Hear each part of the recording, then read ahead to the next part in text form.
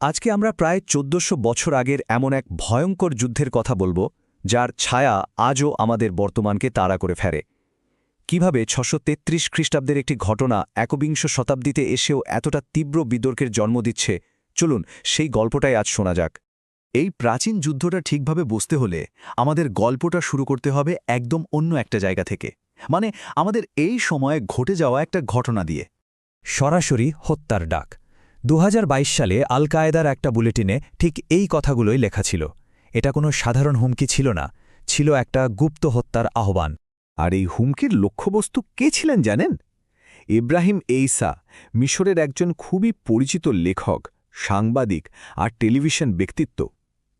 কিন্তু কেন তাকে টার্গেট করা হলো? কারণটা হলো ইতিহাস নিয়ে তার কিছু মন্তব্য। অবাক করার মতো ব্যাপার হল, তার যে মন্তব্য নিয়ে এত তুলপার, সেটা ছিল প্রায় ১৪০০ বছর আগের একজন মিলিটারি কমান্ডারকে নিয়ে। ভাবা যায়? চলুন তাহলে টাইম মেশিনে করে আমরা একটু অতীতে ফিরে যাই, ৬৩৩ খ্রিস্টাব্দের আরব উপদ্বীপ, যেখানে আমাদের এই গল্পের মূল চরিত্রের উত্থান। ওলাইসের যুদ্ধক্ষেত্রে পরিস্থিতিটা একবার দেখুন। একদিকে খালিদ বিন ওয়ালিদের নেতৃত্বে রাশিদুন খিলাফতের প্রায় ১৮,০০০ সৈন্য, আর অন্যদিকে সাসানীয় সাম্রাজ্য আর তাদের খ্রিস্টান আরব মিত্রদের বিশাল এক বাহিনী, প্রায় ৭০,০০০ সৈন্য। মানে সংখ্যার দিক দিয়ে মুসলিম বাহিনী ছিল মারাত্মকভাবে পিছিয়ে। আসলে উলাইসের যুদ্ধটা হঠাৎ করে হয়নি, এটা ছিল একটা সিরিজের শেষ যুদ্ধ। এর আগে পরপর ৩টা বড় লড়াইতে, শিকলের যুদ্ধ, নদীর যুদ্ধ আর ওয়ালাজার যুদ্ধে সাসানীয় সাম্রাজ্য বুড়িতরায় হেরে গিয়েছিল। তাই উলাইসে তারা একেবারে মরিয়া হয়ে উঠেছিল। এটা ছিল তাদের অস্তিত্ব রক্ষার লড়াই।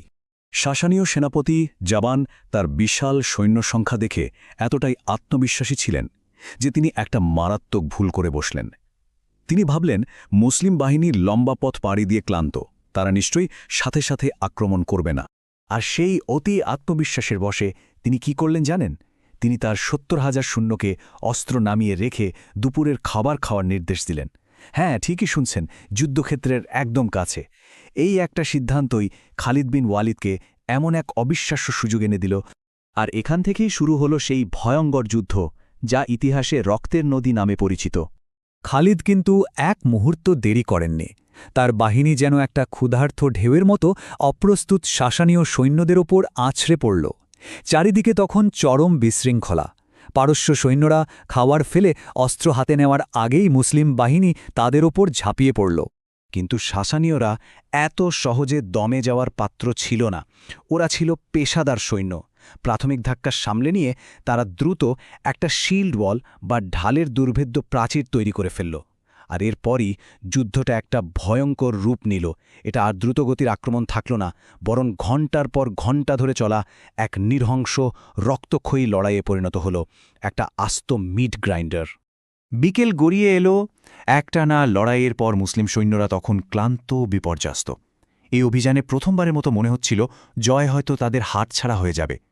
পরিস্থিতি ছিল খুবই গুরুতর। ঠিক এই রকম একটা চরম হতাশার মুহূর্তে খালিদ আকাশের দিকে তাকিয়ে সৃষ্টিকর্তার কাছে এক ভয়ঙ্কর শপথ নিলেন। তিনি বললেন, হে প্রভু, যদি আপনি আমাদের বিজয় দেন, আমি কথা দিচ্ছি একজন শত্রু সৈন্যকেও আমি জীবিত রাখব না, যতক্ষণ না তাদের রক্তে এই নদী বয়ে যায়। এই শপথটা যেন মুসলিম বাহিনীর মধ্যে এক নতুন প্রাণ সঞ্চার করল। খালিদের নেতৃত্বে তারা এমন এক প্রচণ্ড আক্রমণ শুরু করল যে সাসানীয়দের শক্তি প্রতিরোধ ব্যবস্থাটা তাসের ঘরের মতো ভেঙে পড়ল। তাদের সেনাবাহিনী পুরোপুরি ছত্রভঙ্গ হয়ে গেল। যুদ্ধের পর খালিদ তার শপথ পূরণের দিকে মন দিলেন। হাজার হাজার যুদ্ধবন্দীকে ধরে আনা হল, তাদের নিয়ে যাওয়া হলো একটা শুকনো নদী খাতে, এবং সেখানেই তাদের হত্যা করা হলো। এরপর একজন সেনাপতির পরামর্শে কাছের একটা বাঁধ খুলে দেওয়া হলো, আর সেই বাঁধের পানির স্রোত নিহতদের রক্তের সাথে মিশে তৈরি করল সে কুখ্যাত রক্তের নদী। এই যুদ্ধে সাসানীয় আর তাদের মিত্রবাহিনীর কতজন মারা গিয়েছিল তার একটা আনুমানিক সংখ্যা হল প্রায় ৭০,০০০। ভাবুন একবার, সেই সময় দাঁড়িয়ে এই সংখ্যাটা কতটা অকল্পনীয়।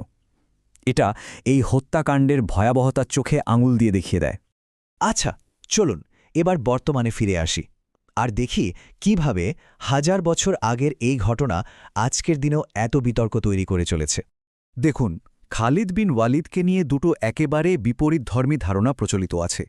একদিকে তাকে বলা হয় সাইফুল্লাহ বা আল্লাহর তরবারি, একজন অপরাজেয় সেনাপতি যিনি একটার পর একটা দেশ জয় করেছেন, আর অন্যদিকে সমালোচকরা তাকে উলাইসের সেই নৃশংসতার জন্য কসাই বলে থাকেন।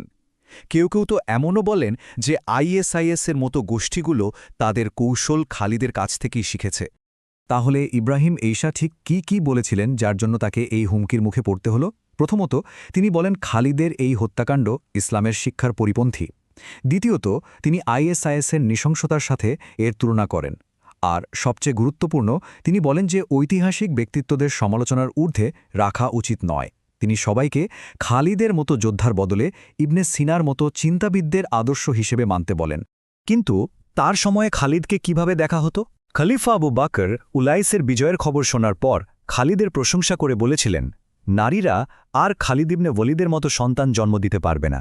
এই একটা উক্তি বুঝিয়ে দেয় যে সেই সময়ে তার সামরিক দক্ষতাকে কতটা সম্মান করা হতো।